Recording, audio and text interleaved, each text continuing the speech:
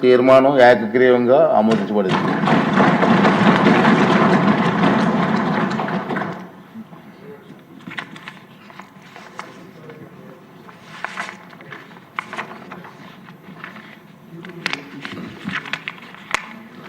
తర్వాత నిన్న మొన్న సార్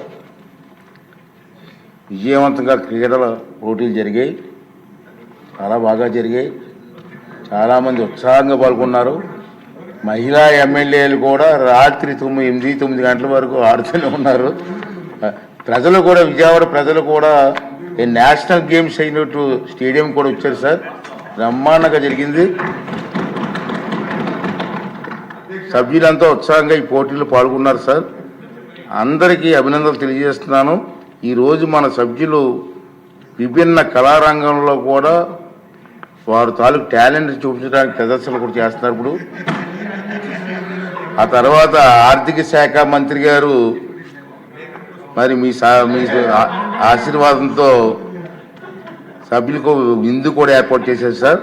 అంటే సభ్యులందరినీ కోరుతున్నానండి, డెఫినెట్గా ఈ 2 రోజులు ఎంతో సహకరించారు, బ్రహ్మాండంగా చేశారు. రాష్ట్రం అంతా కూడా అనేక మంది బ్రహ్మాండంగా చేశారని చెప్పి మంచి పేరు కూడా మనకు వచ్చింది. కాబట్టి సాయంత్రం 4:30 ప్రాంతానికల్లా మన విజయవాడ A1 కన్వెన్షన్ హాల్కి వస్తే అక్కడ మన ముఖ్యమంత్రి గారి చేతుల మీదుగా విజేతలందరికీ కూడా ప్రైజెస్ ఇస్తారు. సాంస్కృతిక కార్యక్రమాలు ఉన్నాయి. సాంస్కృతిక కార్యక్రమాలు కూడా సార్ మన వాళ్ళు చేస్తున్నారు సార్. ఎమ్మెల్యేస్ చేత ఉంది. ఆ కార్యక్రమానికి వచ్చి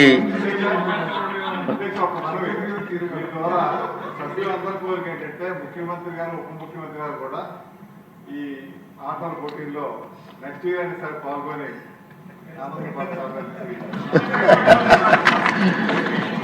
అందరూ సభ్యులందరూ వచ్చి, మంత్రులందరూ వచ్చి ఆ కార్యక్రమాన్ని విజయవంతం చేయవలసిందిగా నేను కోరుకున్నానండి.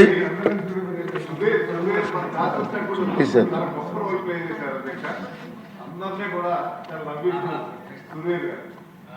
ఎవరు? ఓకే అండి, ఉండండి.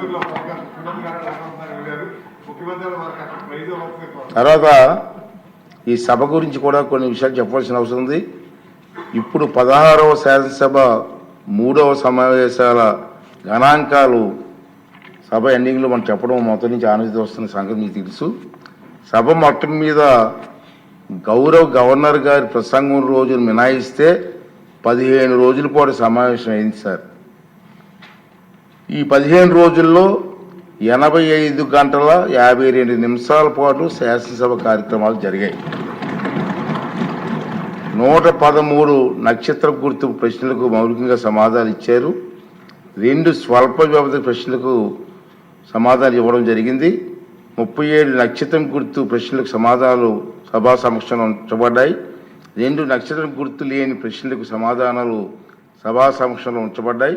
3 స్వల్ప వ్యవధి ప్రశ్నల సమాధానాలు సభా సమక్షంలో ఉంచబడ్డాయి. మొత్తం 9 బిల్లులు సభలో ప్రవేశపెట్టడం జరిగిందని చెప్పి కూడా ఈ సందర్భంగా చేస్తున్నాను.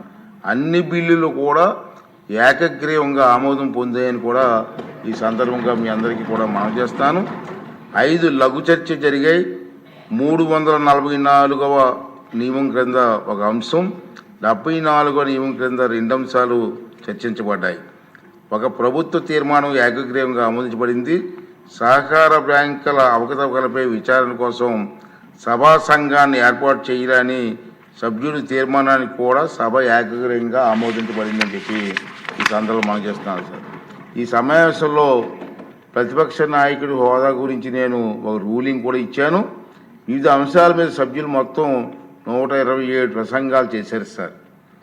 23/20/25 అంటే నేటి రోజున శాసనసభలో రాజకీయ పక్షాల బలాబలాలు ఉన్నాయి సార్.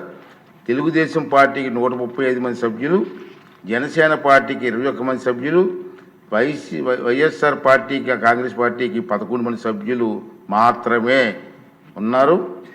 జాతీయ జనతా పార్టీకి 8 మంది సభ్యులు ఉన్నారు సార్. తర్వాత